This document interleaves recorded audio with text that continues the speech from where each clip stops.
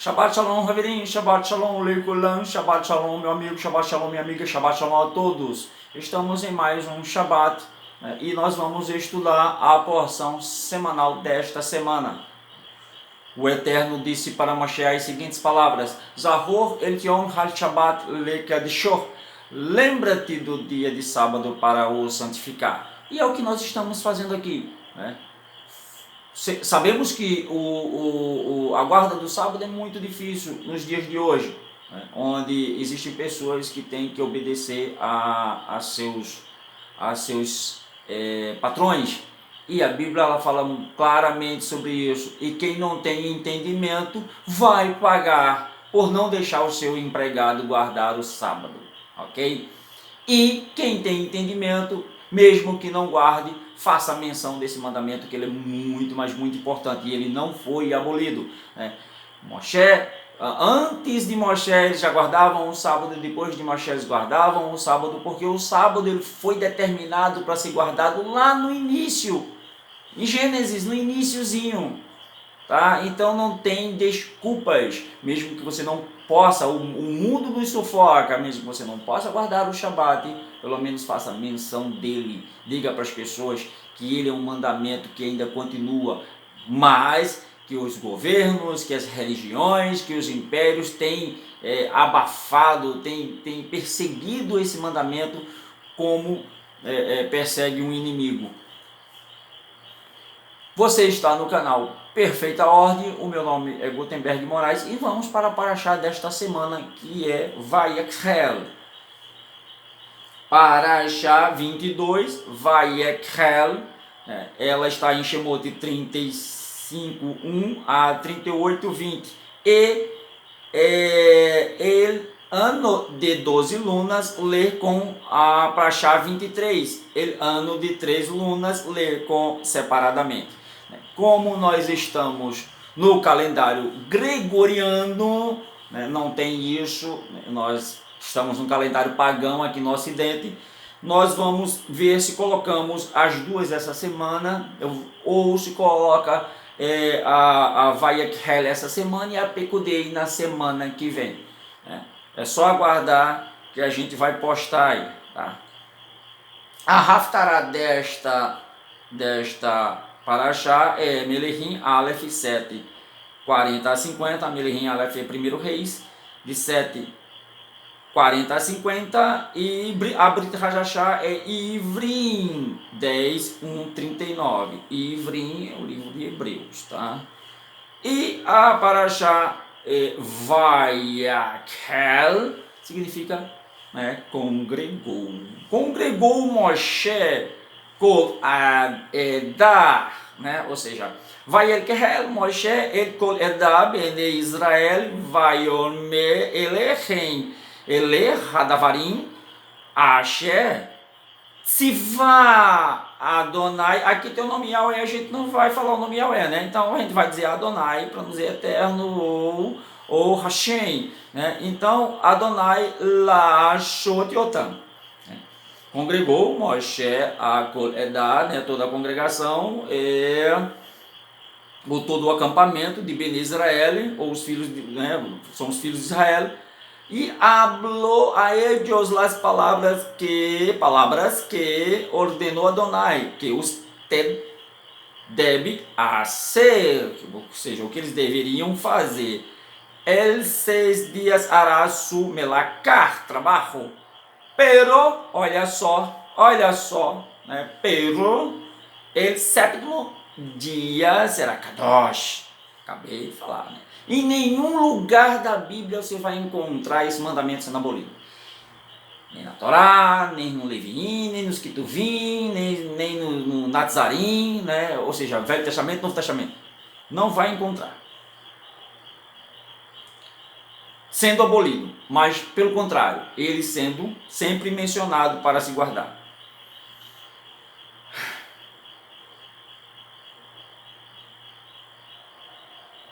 Qualquer que haga melacá em ele morirá. Hoje não é mais assim, né? Depois deles pagarem por não guardarem os Shabatot anuais, lá no Império Babilônico, né, e com o sacrifício do nosso Salvador Yeshua, isso não acontece mais. Mas o mandamento continua, porque o Eterno não se arrepende daquilo que faz. Qualquer, né, será morto. Então, Sheshet, Yomi, Teashe, Melaka, Uvayon, Hashevi, Irie, Lechem Kadosh Shabbaton, Le Adonai, Kol, Haoshe, Bo, Melaka, Umat. No ancederá fuego em voitros moshavim el Yom Shabbat. Isso é muito assim peculiar, porque para se acender fogo naquele tempo exigia um trabalho. Hoje não, hoje você faz assim, ou então não tem trabalho nenhum para acender fogo. Naquele tempo você tinha que percorrer distâncias para procurar lenha, né, para poder acender um fogo. Mas acredito, isso é uma opinião minha, acredito que a pessoa tem que comer. E para comer não se come frio, né? Tudo bem que eles comiam o maná, né? Mas o maná também era cozido e era torrado, é preciso fogo. Isso não quer dizer que você não tenha fogo aceso no sábado.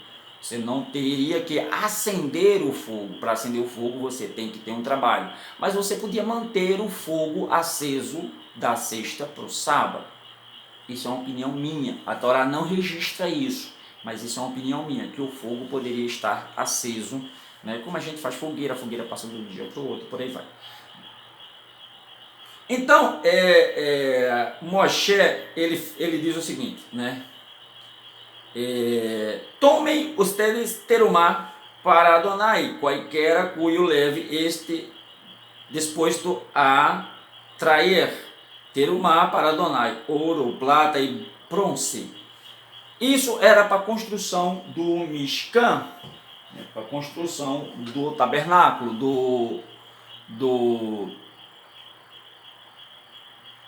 do Beit HaMikdash, né? E eles começaram a trazer ouro, prata, bronze, né? E trouxeram pedras preciosas também para o Urim, Tumim, para o peitoral do sacerdote, e trouxeram também, né, linho fino e púrpura, né, e trouxeram pele de texugo.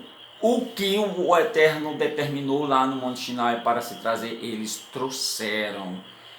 Mas chega o momento, nós vamos chegar lá, todo o texto aqui, eles trazendo, né, e eles juntando todo o material, mas chega um momento, né, e as mulheres também tiraram seus pendentes, né, que elas tinham pendentes. Não é pecado usar brinco, né, não é pecado, as mulheres naquele tempo usavam e não era pecado.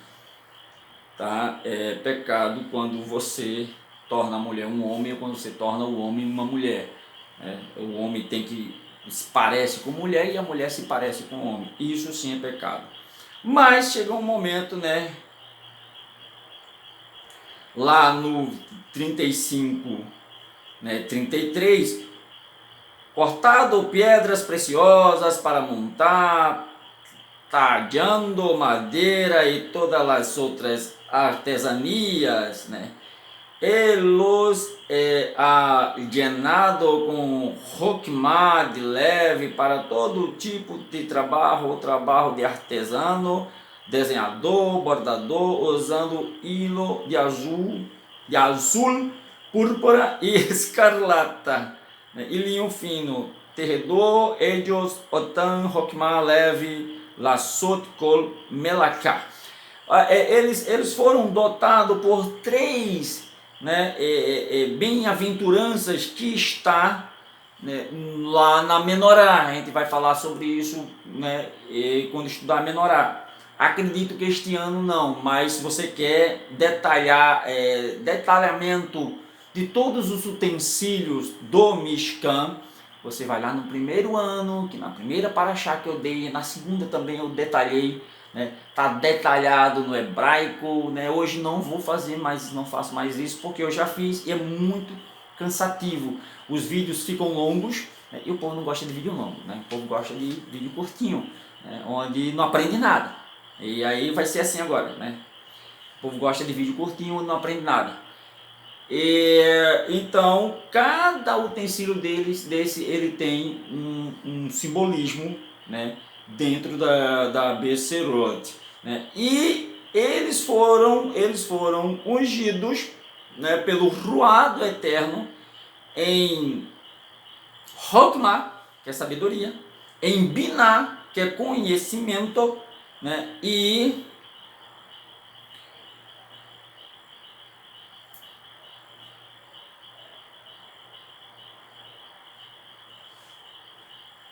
mais uma que daqui a pouco eu falo. Então, todas, todas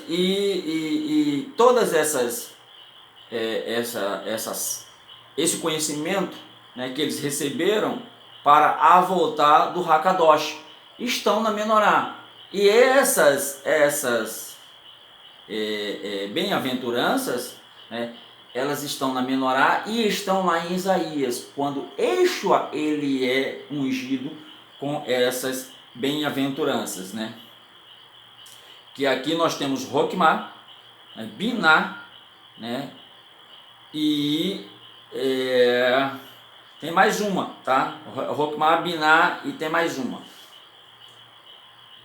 que eu não estou achando o texto aqui agora, mas tanto Holiav, né, como Betzalael, eles foram ungidos com essas bem-aventuranças. Mas eles, no 5, o 5 do 36, que é o ponto-chave dessa paraxá, que eu não vou me estender mais além disso, vocês leem aí o restante da paraxá, já dei o texto qual é, até onde ela vai. Eles falaram a Moshe dizendo, os homens que estavam trabalhando, olha só o que é ser ungido, né, pelo Ruá do Eterno. Ou seja, honestidade. Olha só o que é honestidade. Eles falaram a Moshe, dizendo, el pueblo está trayendo muito mais que lo que es necesitado para hacer el trabajo que Adonai ha ordenado. Vayorum el Moshe lemor marbim ha'an lehabi midei ha'avodah, para o trabalho, lamelakar asher sivar Adonai lashot otam. E aí, o que é que Moshe diz? Vayetzav. Falei, não está 3 vezes numa palavra não, tá? Eu só falei ela 3 vezes. Então Moshe diz assim, Vayetzav Moshe, né? Vayavihu kol bamashan, perdão, bamashan lemo ish veisha al haesuod melakah literumat hakadosh vaikel ream merhavi. O que é que Moshe disse? Moshe disse o seguinte, diu Moshe, uma ordem que foi proclamada por todo o acampamento, dizendo, nenhum homem, está aqui, ish, homem, ni mulher, hará mais terumá, mais ofertas para el Makom Kadosh, para o tabernáculo, para o altar santo. Então, el pueblo suspendiu. Ish e veishá, homem e mulher. Vamos parar aqui e vamos analisar esse tempo, esses homens, todos morreram pobres. Moshe teve 3 oportunidades de ficar rico. Primeiro, quando foi príncipe no Mitzrayim, no Egito. Ele deixou. Podia ter continuado lá, o principado dele, e ter morrido príncipe.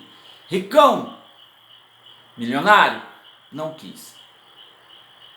A segunda chance foi quando ele saiu do Egito, do Mishkan. Porque o Eterno disse assim: peça aos egípcios ouro e prata, que eles vão dar. Porque eu vou colocar um ruá neles para eles temerem, né, e darem tudo que eles têm. Moshe podia se aproveitar disso e sair abarrotado de ouro e de prata, porque ele era o líder, todo mundo temia ele. Eu vou dar, porque esse cara é o cara que faz as maravilhas aqui. É quem fala e acontece. Né? Segundo a visão do egípcio. Mas quem foi que saiu ricão? Foi o primo dele. Né? Foi o primo dele, que depois a gente vai falar sobre ele. Você não sabe quem é o primo dele, não é aquele carinha que ficou arrumando confusão o tempo todo. Eu não vou falar o nome dele, não vou falar. Só vou falar quando chegar na Paraxá, sobre ele. Tem uma Paraxá com o nome dele, se eu não me engano. Então o cara saiu abarrotado de ouro. E é por isso que ele faz politicagem. A política hoje, ela só funciona se tiver dinheiro. E sabe por que a religião está dentro da política? Elas andam de mão dadas, religião e política andam de mão dada, porque a religião também gosta de dinheiro. Sem dinheiro a religião não funciona. Então são os 3 pilares de Nirod, os 3 pilares, tá? É um banco de 3 pernas, tá? Banco de 3 pernas é aquele que, se você tirar uma perna, ele cai, ele não se sustenta, ele cai. Quando é de 4 pernas, você tira uma, ele ainda se sustenta, né? Mas de 3 pernas, tirou uma, ele cai. Então, esse reinado, né, de hoje, né, esse reino de hoje, ele está sobre um banco de 3 pernas, que é dinheiro, religião e poder. Vamos dizer que o poder seja política, porque você vê muito político aí que tem dinheiro, mas eles não se conformam só com o dinheiro. Ele quer o poder, ele quer ser político, que é para ter o poder, porque só tendo dinheiro você não exerce o poder sobre uma nação, sobre uma cidade. Você exerce o poder sobre seus empregados, mas sobre a cidade você não mexe na cultura, você não mexe nas leis com dinheiro. Você precisa da política. Aí você diz: ah, mas compra. Então, você precisa da política. Você pode ter o dinheiro, mas para você ter o poder, você precisa ter o político que você manipula. Já que você não quer ser o político, você tem que manipular o político, porque o povo obedece ao político. O político falou, está falado. O político prometeu, está prometido, e o povo vai. Religião prometeu, está prometido e vai. Então, religião, dinheiro e poder são os 3 pilares de Nirod. A gente falou sobre Nirod no comecinho, lá na Paraxá, lá no comecinho em Gênesis, né, em Bereshit. Volta lá e você vai saber quem é Nirod, né, o que Nirod foi. Então, né, tá aqui um homem honesto dizendo para o povo: não traga mais. A segunda chance que Moshe teve de ficar rico foi quando ele saiu do Egito, que ele podia ter saído abarrotado de dinheiro, mas quem saiu foi o primo dele. Ele saiu sem nada, ele, né, e Arã. A terceira vez foi agora, né, no recolhimento para a construção do Mishkan, do tabernáculo, do Beit Hamikdash, né, da tenda da congregação. Mas Moshe não era ambicioso. Moshe, ele era honesto e ele conhecia o que pesava sobre ele. Ele dizia: não tragam mais nada. Ele podia dizer: não, continue trazendo. Mas quem é que faz isso hoje? Quem são as sanguessugas e os cães gulosos de hoje que não chegam nem na sombra de Moshe, quanto mais está debaixo dos pés de Moshe? Os cães gulosos, os pastores, os padres, os líderes religiosos, de qualquer religião, eles vão te enganar, né? a medida desses caras nunca acaba. Me dá, me dá, me dá. É a sanguessuga, né? A sanguessuga tem duas filhas, está lá em Provérbios 30. A saber, dá e dá. As filhas da sanguessuga é dá e dá. Então a medida deles nunca acaba. É feita a terra que nunca se farta da água. Ela chupa, chupa, chupa. Ela vai sugar você até você não ter nem sangue, nem mais nada. Até os seus cabelos cair da cabeça, os seus dentes cair da boca. Né? E você não tem mais voz, nem tem mais ar para respirar. É o que a religião vai fazer com você. Vai te sugar de uma forma que até a tua alma você vai perder. Essa é a verdade. Mas esses homens, não. Os discípulos de Yeshua, não. Morreram todos pobres. Está lá em Atos dos Apóstolos, né? Ou Atos dos Talmidins, né? Eles chegavam, traziam suas ofertas e depositavam aos pés dos talmidins, dos discípulos, e os seus discípulos repartiam segundo a necessidade de cada um. Falei já 200 milhões de vezes aqui isso. Morreram pobres. Os caras, eles viviam os mandamentos. Eles não eram hipócritas, eles aprenderam isso. Eles viveram isso. Quando Yeshua diz assim, quando Yeshua partiu o pão e bebeu o sangue, ele disse, olha, vocês vão repartir o conhecimento de graça e vocês vão morrer, dar o sangue de vocês por amor de mim. Mas aí a religião foi e bota um pãozinho na sua boca e um copinho de vinho e você acha que isso é relembrar os atos de Yeshua. Tadinho de você que está sendo enganado, né? Coma pãozinho, beba vinhozinho, dê o seu dízimo, senta, levanta, canta, vai para casa que tu tá salvo, vai para o céu. Vai nessa, vai, lá na frente tu vai ver o erro que tu cometeu ou que tu, né, porque tu já perdeu o poder de questionar. Tu não questiona mais nada porque eles aplicaram em tu o temor, né, o medo, né, e por aí vai. Porque a religião, ela segura o homem, né, amarra o homem por isso, pelo medo, né, pelo terror e pela ganância. Né? Você tem medo, né, você é ganancioso, e aí você fica calado, aceita tudo. Moshe diz, não, chega, basta, não precisa trazer mais. Diferente dos cães gulosos os cães gulosos de hoje, né? Vamos fazer prédio, e é porque vai morar no céu. Não sei para que tanto prédio de 500 milhões, de 600 milhões, de 300 milhões, de 1 bilhão, se vai morar no céu. Mas o necessitado não ajuda, a cirurgia do coitado não banca, né? Um remédio não compra, uma cesta básica não dá, faz umas picuinhas por aí, né? Mas os mais de 20 bilhões, eu acho que já está uns 30 bilhões que o sistema religioso arrecada no Brasil, católicas e evangélicas, né, arrecada no Brasil por ano, dava para matar a fome do mundo. E para onde está indo esse dinheiro? Eu te pergunto, para onde está indo esse dinheiro? Coloca esse dinheiro na minha mão que eu acabo com a fome do mundo. Quando eu digo na minha mão, é na mão de Yeshua, no nosso Salvador. Eu não sou Yeshua, nem a minha mão é a mão de Yeshua. Coloca na mão de Yeshua, verdadeiramente, que a fome do mundo acaba. Mas é preciso que venha tudo isso para que se manifeste o filho do Enico, que já está bem pertinho dele se manifestar, porque está todo mundo sendo enganado aí, botando, né, e tomando a picada e sendo tudo chipado. Homens honestos, Moshe diz, para, não precisa mais. E aí, eu vou te dar um dado, né, quando tudo isso deixou de existir. Quando a Torá deixou de ser cumprida, né? Até o ano 300, os judeus messiânicos guardavam o Shabat, foram perseguidos. Vai lá na cidade de Súzia, em Israel, que está lá toda a história contada, mas ninguém faz reportagem, nenhuma revista arqueológica ou né, digamos assim, National Geographic, né, e History, por aí vai, que eu não posso falar os nomes, fazem documentários sobre a cidade de Súzia, porque tá lá as pedras clamando e falando a verdade. Ninguém fala nada.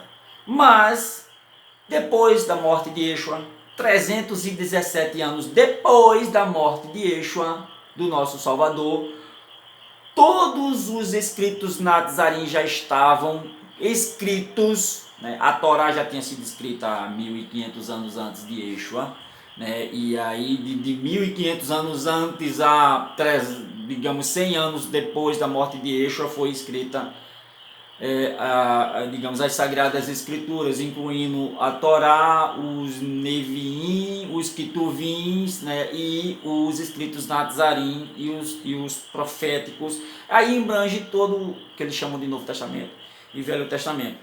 Então, 317 anos depois da morte de Yeshua, Constantino funda a Igreja Católica, cria a Igreja Católica. 317 anos depois. Então aí, católicos, Icar, por favor, vocês são o cumprimento da profecia de Daniel, lá no capítulo 9, 10. Eles vão enterrar a verdade, vão lançar a verdade por terra e vão crescer e abolir os sacrifícios. Vocês são o cumprimento da promessa de Daniel. Quando Daniel disse que a verdade ia ser lançada por terra, 317 anos depois, Constantino cria a Igreja Católica, e aí vem os concílios, e os concílios desmancha, mistura, estupra as escrituras sagradas e colocam do jeito que eles querem. E hoje eles dizem que são autores e detentores das escrituras sagradas. Você sabia disso, evangélico? Que a Igreja Católica diz que foi ela quem escreveu a Bíblia, as escrituras. Ela pode ter redigido essa Bíblia adulterada que você usa aí, achando que ela está com todas as verdades, mas ela está toda adulterada. São mais de 25 mil erros. Eu estou dando um número baixo. Quando a gente extrai do hebraico, do verdadeiro, buscando a cultura judaica, a gente encontra isso aí. E quando você compra uma Bíblia, viu, evangélico, você paga 30%. Se você compra uma Bíblia de R$100, R$30 vai para a Igreja Católica. Porque as editoras evangélicas têm que pagar isso. As livrarias evangélicas tem que pagar a Igreja Católica, porque a Igreja Católica é dona das Escrituras Sagradas. É aí onde entra o texto: eles vão tomar o reino à força. O reino dos céus é tomado à força. Yeshua estava dando um aviso, ele não estava dando ordenança, ele só: cuidado, porque o reino dos céus vai ser tomado à força. E aí você acha que você que tem que se esforçar, tudo adulterado, foi pregado tudo adulterado para você. Aí você tem que se esforçar para entrar no reino dos céus, quando o reino é aqui na terra. Ele disse: está posto o reino dos céus. Ou seja, eu vim do céu, a Torá veio do céu para impor o reino aqui na terra. Não vai para o céu não, tá? Não vai não. Morar no céu não vai não, porque não tem texto dizendo isso.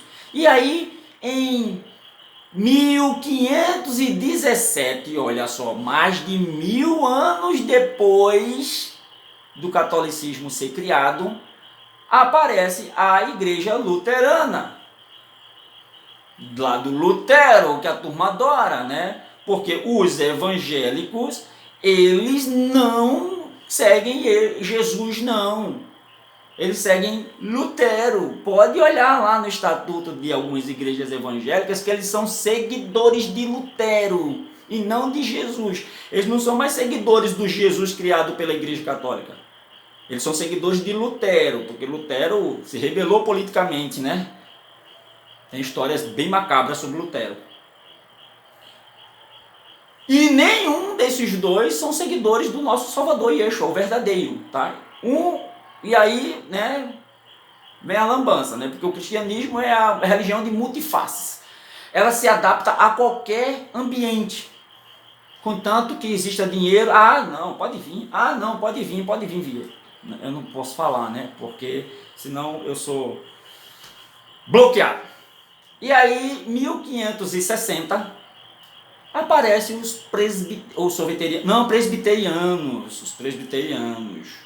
Né? E aí, em 1612, aparecem os batistas, e aí começa aquela briga, a Guerra Santa, né? Mata um, mata outro, aquela briga de swing, com cliff, por aí, vê aqueles caras todos lá, né? E não vou dizer o nome desses camaradas, que é tudo conguloso, que é tudo seguidor de Lutero e de Yeshua, e não de Yeshua, né? Seguidores de Yesu e não de Yeshua, né? E aí, em 1906, bem pertinho, um pouco mais de um século atrás, né? 1906, está o pentecostalismo, aquela história lá da Rua Azusa, né?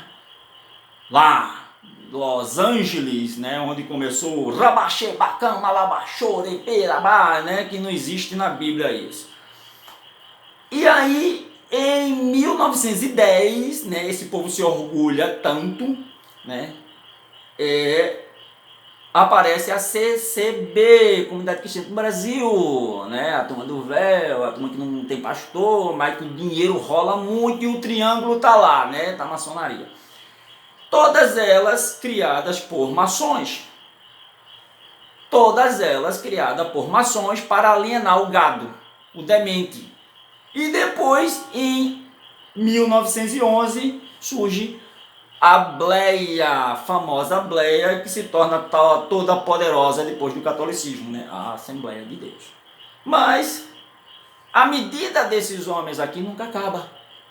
Não são como Moshe, porque eles querem construir templos de pedras. E quanto mais templos,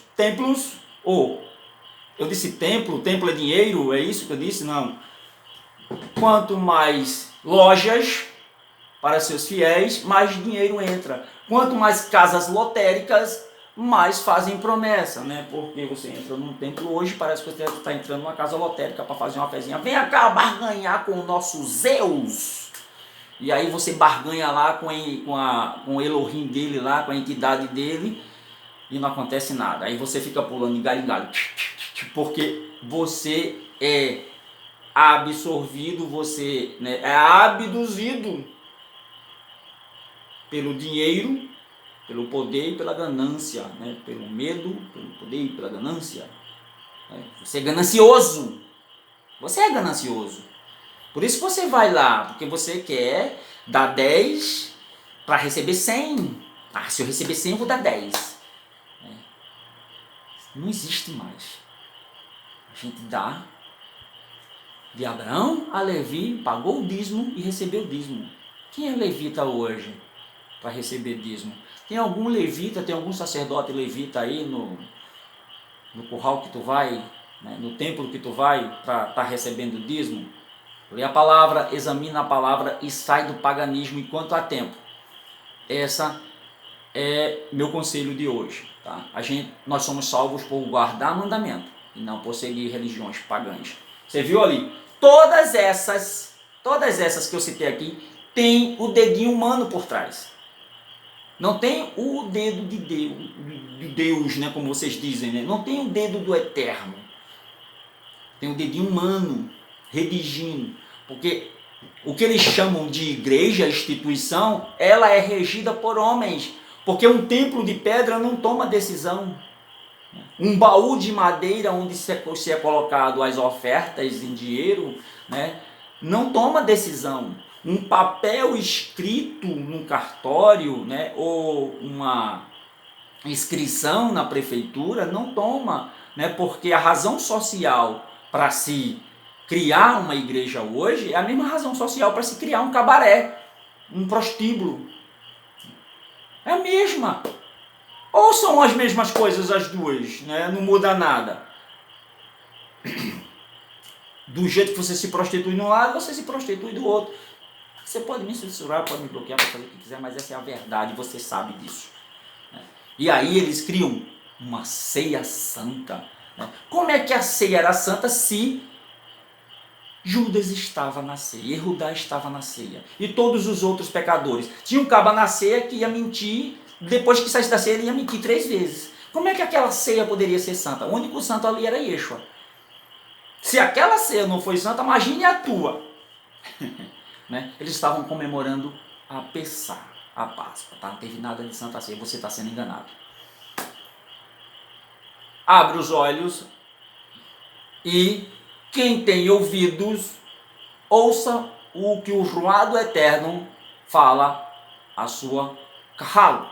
Se você não entendeu, procura entender, porque eu não vou falar palavras pagãs aqui não. Vamos terminar a paraxá de hoje. Vamos recitar Birkat Kohanim e vamos terminar a paraxá. Yevarechecha Adonai veishmerecha, yair Adonai panav elecha, vihuneka itzah Adonai panav elecha, veyatzelecha. Shalom. Se o Eterno nos permitir, estaremos aqui na próxima semana, se o Eterno nos permitir, com mais uma porção semanal. Ou seja, Emetzer Hashem, se assim o Eterno permitir, estaremos aqui na próxima semana. E Elohim Melech Neiman, Elohim é Rei Fiel. Amém para você e um Shabbat Shalom e um Shavua Tov para todos. Shabbat Shalom, até o próximo vídeo, se assim o Eterno nos permitir. Shalom!